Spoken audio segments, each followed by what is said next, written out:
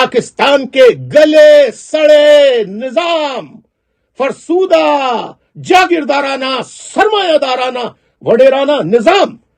جہاں اوپر سے لے کر نیچے تک ہر گورنمنٹ کے محکمے میں،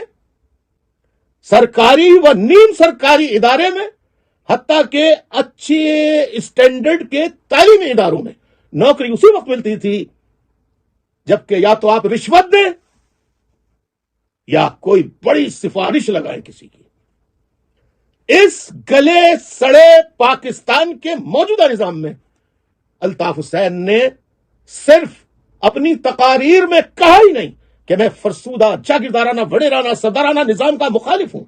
بلکہ میں اس کرپشن میں جو ملوث افراد ہیں، خواہ وہ نیم سرکاری ادارے کے ہوں، سیمی گورنمنٹ کے ہوں یا گورنمنٹ کے ہوں، یا کسی بھی بڑے حکومتی جنہیں مقدس ادارے کہا جاتا ہے، جس میں پاکستان کی ایئر فورس، پاکستان کی بحریہ نیوی اور پاکستان کی بری فوج شامل ہے۔ میں نے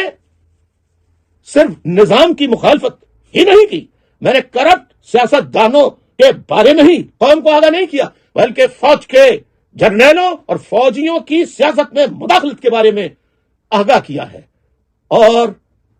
ڈسپلن کی تبلیغ ہی نہیں کی، نظم و